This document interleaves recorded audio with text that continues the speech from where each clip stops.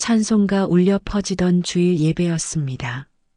늘 그렇듯 조용한 교회 안은 말씀을 기다리는 성도들의 숨결로 가득 차 있었습니다. 그러나 그날 제 시선은 자꾸만 오른쪽으로 향했습니다. 그 자리에 있어야 할 한 사람이 보이지 않았습니다. 40년 동안 단 한 번도 비지 않던 자리였습니다.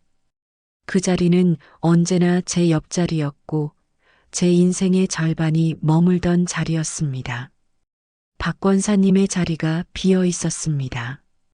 예배가 끝날 무렵 손끝이 진동하는 소리에 고개를 숙였습니다. 휴대폰 화면엔 짧은 문장 하나가 떠 있었습니다. 언니, 나 교회 옮길 것 같아. 그 문장을 보는 순간 머릿속이 하얘졌습니다. 심장이 미세하게 떨렸고 손끝이 차가워졌습니다. 아무 말도 할 수 없었습니다. 눈을 감으니 지난 40년의 기억이 한꺼번에 밀려왔습니다. 함께 찬양하고 함께 울고 웃던 시간들이 영화처럼 스쳐갔습니다. 그 짧은 문장 하나가 40년의 세월을 무너뜨린 듯 했습니다. 처음 만난 날이 떠올랐습니다. 아직 페인트 냄새가 남아있던 작은 개척교회, 낡은 의자 몇 개와 삐걱거리는 피아노가 있던 예배실이었습니다. 그곳에서 제 신앙의 첫걸음이 시작되었습니다. 아버지와 어머니를 따라 처음 예배를 드리러 간 날, 낯선 사람들 사이에 앉아 마음이 불편했습니다. 그때 제 또래의 한 소녀가 예배당 문을 열고 들어왔습니다. 그녀가 바로 박 권사님이었습니다. 그때는 단지 박자매였습니다. 서로 다른 학교에 다녔지만 교회 안에서는 늘 같은 반이었습니다. 주일마다, 토요일 성가 연습마다, 여름 수련회마다 항상 함께였습니다. 그때의 교회는 아직 정식 건물도 없었습니다. 비가 오면 지붕이 샜고 겨울이면 바닥이 얼어붙었습니다. 그러나 그 안에서 우리는 찬양을 배웠고 기도를 배웠습니다. 단 한 번도 쉬운 날은 없었지만 믿음의 기쁨이 있었습니다. 교회는 작았지만 마음은 크고 따뜻했습니다. 그리고 그 안에서 우리는 서로를 의지하며 자랐습니다. 중학교를 졸업하고 고등부로 올라가서도 항상 같은 자리에 앉아 예배를 드렸습니다. 사람들은 우리를 교회 쌍둥이라 불렀습니다. 누가 먼저 신앙이 흔들리면 다른 한 명이 붙잡아 주었습니다. 시험 기간에도 수련회에서도 찬양 연습에서도 우리는 언제나 나란히 있었습니다. 세월이 흘러 20살이 되었을 때 우리는 서로 다른 길을 걸었지만 주일만큼은 함께였습니다. 대학생이 된 저는 교회학교 교사로, 그녀는 찬양팀 반주자로 봉사했습니다.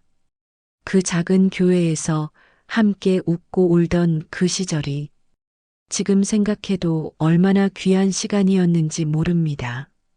결혼을 하고 아이를 낳고 가정을 꾸리면서도 우리는 여전히 같은 교회에서 같은 자리에서 예배를 드렸습니다. 아이들도 자연스레 친구가 되었고 함께 주일학교를 다녔습니다. 우리의 신앙은 그렇게 가정으로 이어졌습니다. 교회는 3번의 확장을 거쳐 점점 커졌습니다. 그러나 제게 교회는 언제나 그 옛날의 작은 예배당이었습니다. 벽이 허름해도 의자가 삐걱거려도 그곳엔 언제나 박 권사님과 저의 웃음이 있었습니다. 눈이 오던 성탄절, 함께 트리를 만들던 밤, 성가대 예복을 맞추며 설레던 시간, 새벽 기도 후 추운 손을 녹이며 나눈 커피 한 잔. 그 모든 장면 속에 그녀가 있었습니다. 그녀와의 우정은 단순한 인간관계가 아니라 믿음의 여정이었습니다.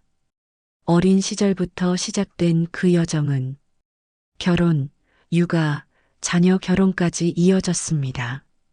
그녀는 제 인생의 한 부분이 아니라 제 신앙의 일부였습니다.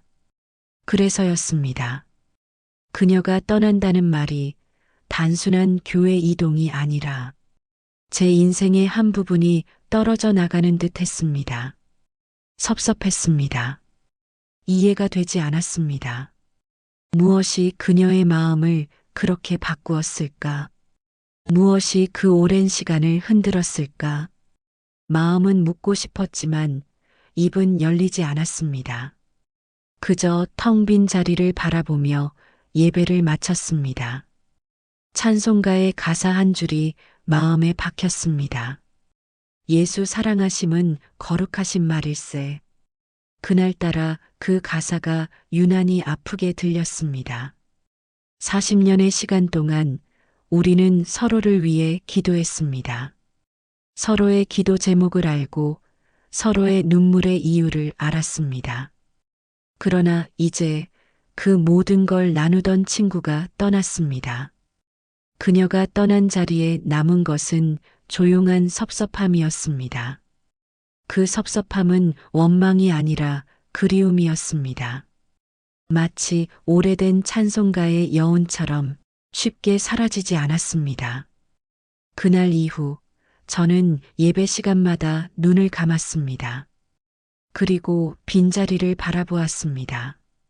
그곳에 여전히 함께 있는 듯한 기분이 들었습니다. 그러나 마음 한켠에서는 서서히 현실이 스며들고 있었습니다. 그녀는 떠났고 저는 남았습니다. 이제 그 긴 세월의 이야기들은 제 기억 속에만 남아 있었습니다. 청춘의 계절이 지나고 우리는 성인이 되었습니다. 대학생이 되어도 직장에 들어가도 주일이면 늘 교회에서 마주했습니다. 그때의 교회는 우리 인생의 중심이었습니다. 우리는 예배당에서 자랐고 그 안에서 웃고 울었습니다. 누군가는 청춘을 유흥 속에서 보냈다고 하지만 우리는 찬양과 기도로 청춘을 보냈습니다. 20살 무렵 교회 앞 골목엔 늘 찬양 소리가 울려 퍼졌습니다. 작은 앰프 하나로 찬양을 틀고 빗속에서도 전도를 했습니다. 박자매는 기타를 치고 저는 전도지를 나누었습니다. 밤이 깊어도 불빛이 꺼지지 않던 그 예배당은 우리의 청춘을 담은 집이었습니다. 젊은 날의 모든 고민과 기쁨이 그 안에 있었습니다. 시간이 흘러 우리는 각각 결혼을 했습니다. 결혼식 날 서로의 손을 꼭 잡고 축복했습니다.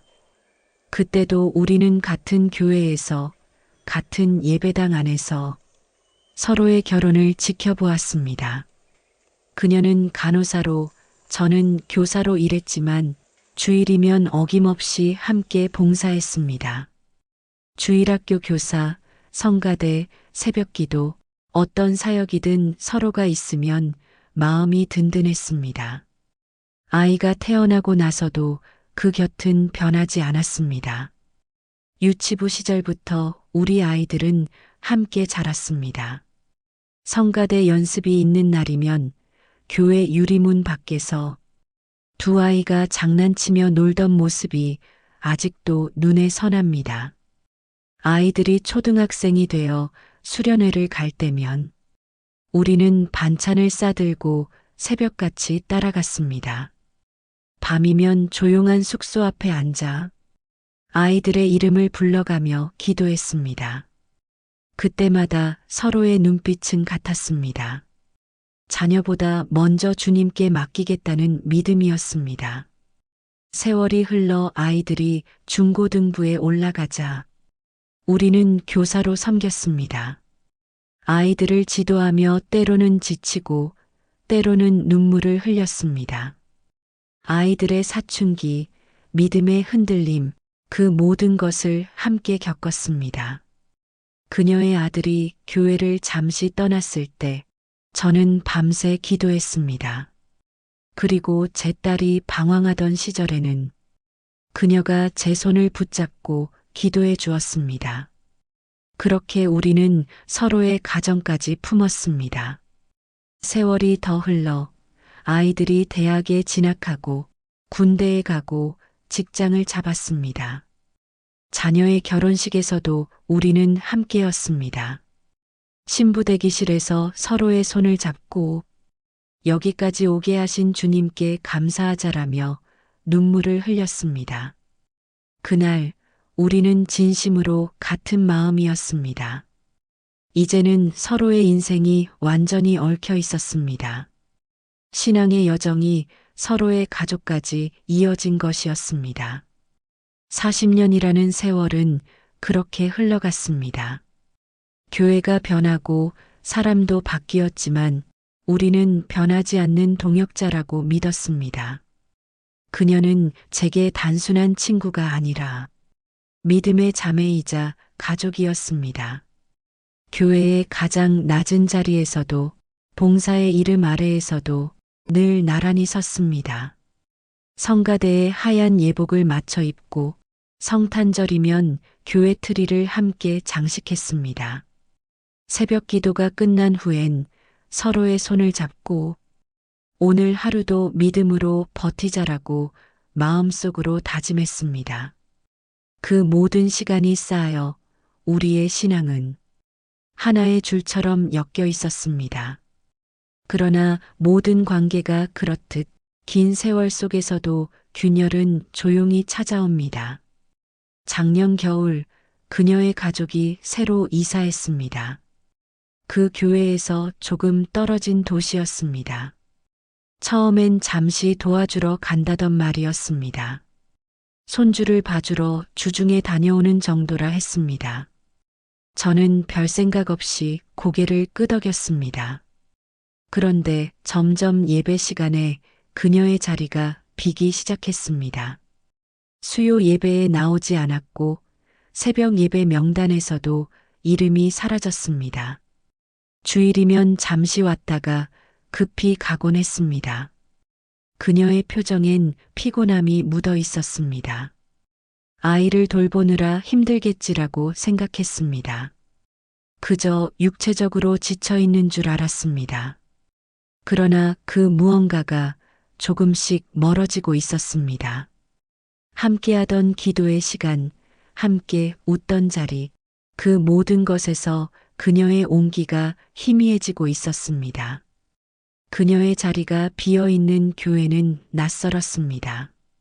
함께 걸었던 복도, 함께 앉던 자리, 함께 울던 새벽 기도의 공간이 이제는 하나씩 조용히 닫혀가는 것 같았습니다. 그 섭섭함은 아직 말로 꺼낼 수도 없었습니다. 어쩌면 그것이 마지막일지도 모른다는 막연한 불안이 마음에 피어오르기 시작했습니다. 그때는 몰랐습니다. 그 섭섭함이 내 신앙의 또 다른 시험이 될 줄을, 그리고 그 시험이 결국 은혜로 이어질 줄을. 늦겨울의 바람이 매서웠던 어느 금요일 저녁이었습니다. 그날따라 하늘은 잿빛이었고 교회 종소리마저 무겁게 들렸습니다. 저녁 예배를 마치고 돌아와 저녁상을 치우던 참이었습니다. 그때 휴대폰이 울렸습니다. 화면에는 익숙한 이름이 떠 있었습니다. 오랜만에 걸려온 박 권사님의 전화였습니다. 잠시 머뭇거렸습니다. 받을까 말까? 그동안의 어색한 거리감이 순간 머릿속을 스쳤습니다. 그러나 40년의 세월 앞에서 망설일 이유는 없다고 생각했습니다. 수화기를 들자 그녀의 목소리가 조심스럽게 들려왔습니다. 언니, 잠깐 볼 수 있을까? 할 얘기가 있어서. 그 한마디에 마음이 묘하게 불안해졌습니다. 그녀의 목소리는 언제나 밝았지만 그날은 달랐습니다. 조용했고 조심스러웠습니다. 무언가 중요한 이야기를 전하려는 사람의 목소리였습니다. 30분 뒤 우리는 늘 가던 카페에 마주 앉았습니다. 교회 옆 골목에 있는 나무 향이 가득한 작은 카페였습니다. 40년의 세월 동안 수없이 함께 웃고 울던 자리였지만 그날만큼은 낯설게 느껴졌습니다. 유리창 너머로 가로등 불빛이 스며들고 테이블 위 커피잔에서 김이 피어올랐습니다. 그녀는 손을 모으고 한참을 말없이 있었습니다. 시간이 멈춘 듯한 침묵이 이어졌습니다. 그 침묵 속에서 저는 이미 무언가를 예감하고 있었습니다. 하지만 마음 한켠에서는 설마라는 생각이 떠나지 않았습니다. 잠시 후 그녀는 천천히 입을 열었습니다. 언니, 나 교회 옮길까 생각 중이야. 그 순간 머릿속이 하얘졌습니다. 이미 예상했던 말이었는데도 막상 들으니 마음이 무너졌습니다. 그 한마디가 너무나도 선명하게 가슴을 찔렀습니다. 손끝이 떨리고 커피잔의 김이 갑자기 차갑게 느껴졌습니다. 40년이라는 시간의 무게가 순식간에 흔들렸습니다. 그녀는 고개를 숙인 채 덧붙였습니다. 아들네가 있는 교회로 가려 해요. 손주도 이제 교회 다니기 시작했거든요. 말은 담담했지만 그 목소리에는 미안함이 묻어 있었습니다. 저는 아무 말도 할 수 없었습니다. 마음이 복잡했습니다. 그녀의 이유는 너무도 이해할 만했습니다. 자녀와 손주와 함께 예배를 드리겠다는 것은 분명 귀한 일입니다. 그러나 제 안에서는 설명할 수 없는 허전함이 몰려왔습니다. 단지 교회가 아니라 우리의 시간과 추억이 통째로 흔들리는 느낌이었습니다. 커피잔을 내려놓으며 조심스레 숨을 골랐습니다. 40년 동안 함께했던 교회였습니다. 함께 봉사하고 함께 기도하던 자리였습니다. 성가대석의 나란한 의자, 부엌의 설거지 소리, 성탄절 새벽에 쌓이던 눈, 그 모든 기억이 그 자리에서 끊어지는 듯 했습니다. 입술이 떨렸지만 애써 담담히 물었습니다. 그래, 그동안 많이 힘들었지요. 그녀는 고개를 끄덕였습니다. 그래요, 손주가 아프기도 했고 며느리가 혼자 힘들어했어요. 아들네 교회 목사님이 정말 따뜻하게 대해주셨거든요. 기도 모임도 많고 가족 중심의 사역이 많아서 좋아요. 그녀의 말은 이해가 되었지만 마음은 따라가지 못했습니다. 40년의 믿음이 한 교회 안에서 쌓인 시간들이 그렇게 한순간에 바뀔 수 있다는 게 낯설었습니다. 집으로 돌아오는 길, 찬바람이 얼굴을 스쳤습니다. 불빛이 번지는 거리마다 지난 세월의 장면들이 겹쳐 보였습니다. 어린 시절 함께 불렀던 찬양, 결혼 후 함께 꾸렸던 교회 행사, 아이들이 뛰어놀던 교회 마당. 모든 것이 마음을 찔렀습니다. 그녀의 결정을 탓할 수도 막을 수도 없었습니다. 그저 조용히 눈물이 흘렀습니다. 그날 밤 성경을 펼쳤습니다. 손끝이 멈춘 곳은 전도서 말씀이었습니다. 범사에 기한이 있고 천하 만사가 다 때가 있나니. 그 구절을 읽는 순간 눈물이 더 흘렀습니다. 이별에도 변화에도 하나님이 허락하신 때가 있다는 걸 알지만 그래도 마음은 아팠습니다. 다음 주일 예배당 문을 열었습니다. 늘 그녀가 앉던 자리는 여전히 비어 있었습니다. 빈자리가 유난히 커 보였습니다. 찬양대의 목소리는 여전했지만 제 귀에는 어딘가 허전하게 들렸습니다. 찬송가 410장이 시작될 때 목이 메었습니다. 그 노래는 우리가 함께 부르던 찬송이었습니다. 예수 사랑하심은 성경에 쓰였네. 그날따라 그 가사가 아프게 가슴에 박혔습니다. 눈을 감으면 언제나 제 옆에서 함께 찬양하던 그녀의 목소리가 들리는 듯 했습니다. 그러나 이제 그 목소리는 공기 속에 흩어지고 있었습니다. 예배가 끝난 후 조용히 예배당을 나섰습니다. 마당의 나무 벤치에 앉으니 이제는 익숙한 풍경이 낯설게 보였습니다. 사람들은 인사를 나누고 웃으며 교제를 나누고 있었지만 제 안에는 고요한 허전함이 가득했습니다. 40년의 시간이 만들어 놓은 익숙함이 하루아침에 흔들릴 수 있다는 것이 두려웠습니다. 그녀와 함께 쌓은 신앙의 추억이 이제는 제 마음 안에서만 존재하는 것이 되었다는 사실이 아팠습니다. 그날 이후 일상이 조금씩 달라졌습니다. 새벽 기도를 가면 문득 뒤를 돌아보게 되었습니다. 예전엔 늘 제 뒤에 앉아 기도하던 그녀의 모습이 떠올랐습니다. 찬양 연습이 끝난 뒤 함께 마시던 커피 한 잔의 시간도 사라졌습니다. 누가 대신 앉아도 그 빈자리는 채워지지 않았습니다. 사람의 관계는 그렇게 흔적을 남깁니다. 그리고 그 흔적이 깊을수록 공허함도 커집니다. 시간이 조금씩 흘러갔습니다. 그녀의 소식은 교인들을 통해 들려왔습니다. 박 권사님, 아들네 교회 잘 정착하셨대요. 그 말을 들을 때마다 마음이 흔들렸습니다. 기쁜 일인데도 왜인지 모르게 서늘했습니다. 섭섭함은 어느새 익숙한 감정이 되었습니다. 그녀가 떠난 빈자리는 단지 물리적인 공간이 아니라 제 믿음의 한 조각이 떨어져 나간 자리처럼 느껴졌습니다. 밤이면 혼자 조용히 기도했습니다. 주님, 제가 왜 이렇게 마음이 약한가요? 그녀를 이해해야 한다는 걸 압니다. 그럼에도 불구하고 왜 이렇게 허전할까요? 기도하다 보면 눈물이 고였습니다. 마음이 약해서라기보다 사랑이 깊었기 때문이었습니다.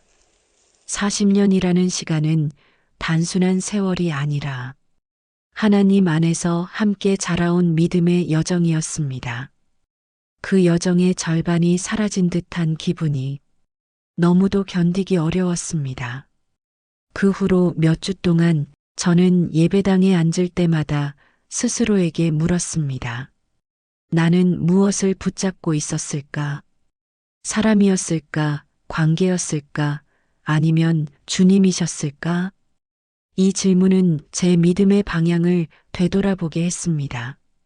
하나님은 관계 속에서도 이별 속에서도 일하신다는 것을 이해하려고 애썼습니다. 그러나 아직은 시간이 필요했습니다. 섭섭함이 완전히 사라지기엔 그녀와의 추억이 너무 깊었습니다. 그리고 어느 날 그 섭섭함의 무게를 바꿔놓을 만남이 다가오고 있었습니다. 우연처럼 보였지만 하나님의 시간 안에서는 필연이었습니다. 그날은 봄이 막 피어나던 오후였고 저는 평소처럼 장을 보러 나갔습니다. 그곳에서 그녀를 다시 만나게 될 줄은 몰랐습니다. 봄이 막 피어나던 오후였습니다. 오랜만에 햇살이 따뜻해 장을 보러 나섰습니다. 마트 안은 사람들로 붐볐고 과일 진열대마다 봄 제철 과일이 가득했습니다. 카트를 밀며 채소 코너를 돌던 순간 등 뒤에서 낯익은 목소리가 들렸습니다. 언니. 손끝이 멈췄습니다. 그 이름만으로도 마음 한켠이 흔들렸습니다. 고개를 돌리니 그토록 그리웠던 얼굴이 서 있었습니다. 박 권사님이었습니다. 5개월 만의 만남이었습니다. 그녀는 예전보다 조금 야위어 있었습니다. 머리를 짧게 자르고 밝은색 스카프를 두르고 있었습니다. 표정은 여전히 따뜻했지만 그 미소 속에는 미안함이 비쳐 보였습니다. 한동안 서로 말없이 서 있었습니다. 그 짧은 침묵 속에 많은 시간이 흘러간 듯 했습니다. 그녀가 먼저 다가와 손을 내밀었습니다. 그 손끝의 떨림이 전해졌습니다. 저는 가만히 고개를 끄덕였습니다. 말보다 눈물이 먼저 고였습니다. 마트 안의 카페로 자리를 옮겼습니다. 평일 오후의 카페는 한산했고 유리창 너머로 봄 햇살이 부드럽게 스며들었습니다. 커피잔을 앞에 두고 한참을 아무 말도 하지 못했습니다. 40년의 세월이 만들어 놓은 거리감은 짧은 몇 분의 침묵으로는 좁혀지지 않았습니다. 그러나 하나님은 그 자리에도 계셨습니다. 그분의 손길은 이미 조용히 두 마음을 이끌고 있었습니다. 박 권사님이 먼저 입을 열었습니다. 그녀의 목소리는 여전히 조심스러웠습니다. 언니, 그날 너무 미안했어요. 생각할수록 제가 너무 일방적이었던 것 같아요. 그 말에 마음이 순간 흔들렸습니다. 그녀는 손을 모으고 고개를 숙였습니다. 그때는 여유가 없었어요. 아들네가 힘들었고 며느리가 몸도 마음도 많이 지쳐 있었어요. 손주가 태어나고 얼마 안 되어 산후 우울증이 왔어요. 매일 울고 아이를 돌보지 못하고 그 모습을 보면서 마음이 무너졌어요. 그래서 함께 예배드리며 도와주고 싶었어요. 그게 전부였어요. 그녀의 말이 끝나자 제 눈시울이 뜨거워졌습니다. 그제야 알았습니다. 그녀가 왜 그렇게 급하게 떠났는지를. 그저 가족을 지키려 했던 것이었습니다. 저는 그 사정을 몰랐습니다. 섭섭함이라는 단어 뒤에 그녀의 눈물과 고통이 숨어 있었다는 걸 이제야 깨달았습니다. 그녀는 이어 조용히 웃었습니다. 처음엔 많이 힘들었어요. 새 교회에 적응도 안 되고 아는 사람 하나 없는 곳에서 예배드리는데 마음이 낯설더라고요. 그런데 거기 목사님이 우리 가족을 정말 따뜻하게 품어주셨어요. 그분이 매주 우리 손주를 위해 기도해 주셨고 청년부 사모님이 며느리를 돌봐주셨어요. 그 사랑 덕분에 우리 딸 같은 며느리가 회복됐어요. 그때 저는 알았어요. 하나님은 우리가 어디에 있든 그분의 사람을 통해 일하신다는 걸요. 그녀의 눈가가 젖어 있었습니다. 그 말을 듣는 동안 제 마음 깊은 곳에서 묵은 감정이 서서히 풀려나갔습니다. 섭섭함이 눈물로 녹아내렸습니다.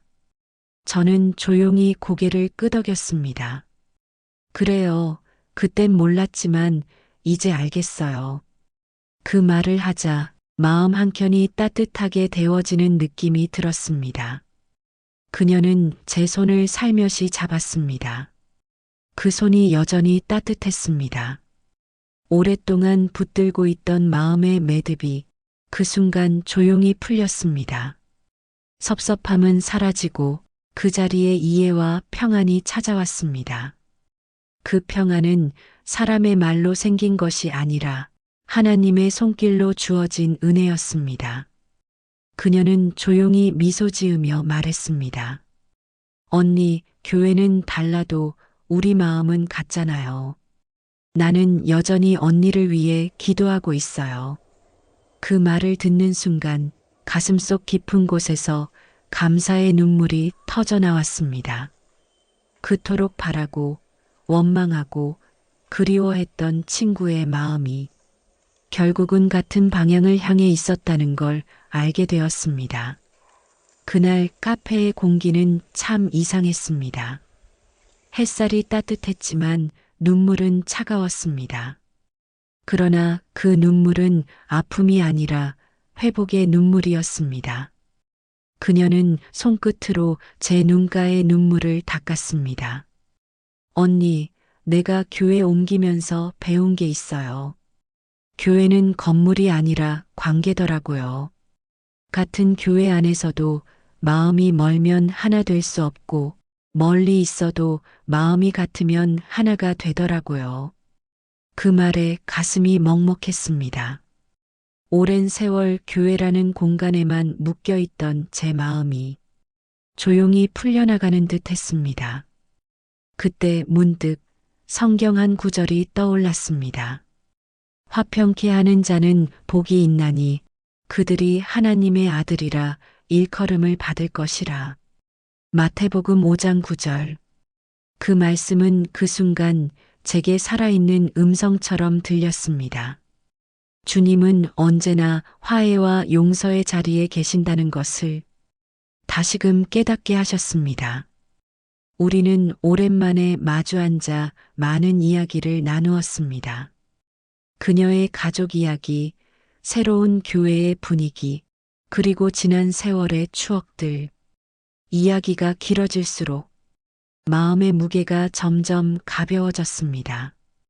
웃음이 오갔고 눈물이 섞인 미소가 서로의 얼굴 위에 번졌습니다. 카페를 나서며 그녀가 말했습니다. 언니, 다시 연락 자주 하자. 같은 교회는 아니지만 같은 하나님을 믿는 건 변하지 않았으니까. 그 말이 제게는 작은 기적처럼 들렸습니다. 그동안 붙잡고 있던 섭섭함의 벽이 그 한 문장에 무너졌습니다. 교회는 달라도 믿음의 길은 같았습니다. 그날의 햇살은 유난히 따뜻했고 하늘은 오래 묶여있던 제 마음을 대신해 환하게 열려 있었습니다. 집으로 돌아오는 길, 나는 조용히 기도했습니다. 주님, 감사합니다. 제가 보지 못한 것을 보게 하시고 듣지 못한 마음을 듣게 하셨습니다. 섭섭함을 통해 사랑을 배우게 하셨습니다. 기도가 끝나자 마음이 참 평안했습니다. 그날 이후 내 마음속엔 한 가지 확신이 생겼습니다. 관계가 멀어진 것이 아니라 하나님께서 새로운 모양으로 이어가고 계신다는 확신이었습니다. 40년의 우정은 끊어진 것이 아니라 더 깊어졌습니다. 교회는 달라졌지만 기도의 방향은 같았습니다. 하나님은 두 사람의 마음을 다시 하나의 자리로 이끄셨습니다. 그날 마트의 카페 한 구석에서 저는 진심으로 깨달았습니다. 섭섭함이 끝이 아니었습니다. 그것은 이해로 가는 문이었습니다. 그리고 그 문 앞에서 주님은 조용히 기다리고 계셨습니다. 시간이 흘러 우리의 관계는 새로운 모습으로 자리 잡았습니다. 이제 우리는 같은 교회에 다니지 않습니다. 그러나 매주 주일 저녁이면 서로의 안부를 묻습니다. 그녀는 새 교회에서 받은 은혜를 나누고 저는 우리 교회의 말씀과 찬양을 전합니다. 서로 다른 교회 이야기 속에서도 이상하게 마음이 따뜻해집니다. 예배의 장소는 다르지만 예배의 대상은 같기 때문이었습니다. 한 달에 한 번 우리는 약속을 잡습니다. 그날은 언제나 같은 자리에 앉습니다. 늘 가던 카페, 창가에 앉아 커피를 마십니다. 우리는 예전처럼 많이 웃습니다. 함께했던 40년의 시간은 이제 과거가 아니라 현재의 힘이 되었습니다. 가끔은 서로의 교회를 방문하기도 합니다. 그녀가 우리 교회 수요 예배에 오기도 하고 제가 그녀의 교회 금요 집회에 찾아가기도 했습니다. 예배당이 달라도 하나님의 임재는 똑같이 느껴졌습니다. 그녀는 어느 날 이렇게 말했습니다. 언니, 이제 알겠어요. 우정은 같은 자리에 오래 앉아 있는 게 아니라 같은 방향으로 걸어가는 거더라고요. 그 말이 마음에 남았습니다. 그녀가 떠난 것은 이별이 아니었습니다. 하나님이 각자의 길 위에서 다른 방식으로 우리를 사용하고 계셨던 것이었습니다. 돌아보면 섭섭함은 우리를 멀어지게 한 것이 아니라 더 단단하게 만든 시간이었습니다. 이해하지 못했던 순간이 있었기에 이해의 깊이를 배웠습니다. 놓아야 할 때가 있었기에 붙잡아야 할 마음이 무엇인지 알게 되었습니다. 신앙의 우정이란 서로를 바꾸려 애쓰는 것이 아니라 서로를 위해 기도하는 것이었습니다. 어느 주일 저녁 저는 혼자 예배당 불을 끄며 창밖을 바라보았습니다.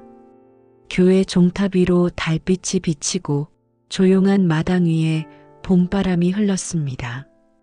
그 순간 마음속에서 이런 고백이 흘러나왔습니다. 주님, 고맙습니다. 그녀를 통해 사랑을 배우게 하시고 이해를 통해 주님의 평화를 알게 하셨습니다. 이것이 섭섭함이 은혜로 바뀌는 길이었습니다. 지금 그녀는 새로운 교회에서 손주들과 함께 예배를 드립니다. 가끔 영상 통화를 걸어오면 손주가 찬송을 부르는 소리가 들립니다. 그 목소리를 들을 때마다 눈물이 납니다. 우리의 기도가 그렇게 자라나고 있다는 사실이 가슴을 벅차게 합니다. 이제 저는 압니다. 하나님은 한 건물 안에만 계시지 않습니다. 우리가 어디에 있든 그분은 같은 하늘 아래에서 우리의 예배를 들으십니다. 교회는 달라도 마음은 하나였습니다. 그 마음이 40년의 우정을 다시 이어주셨습니다. 저는 오늘도 주일 아침 빈자리를 향해 미소 짓습니다.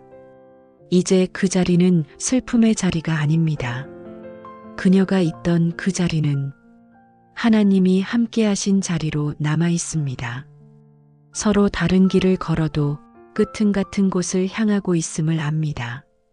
주님 안에서 맺은 우정은 끝이 아니라 이어짐이었습니다. 그리고 저는 이 이야기를 오늘 여러분께 나눕니다. 혹시 여러분의 마음에도 오랜 관계 속에 섭섭함이 남아 있습니까? 그 마음의 무게를 주님께 맡기시길 바랍니다. 시간이 지나면 그 자리는 은혜로 채워질 것입니다. 이 이야기가 마음에 닿았다면 구독과 좋아요 그리고 댓글로 함께 나누어 주십시오. 여러분의 삶 속에도 이해가 은혜로 섭섭함이 사랑으로 바뀌는 하나님의 시간이 있기를 축복합니다.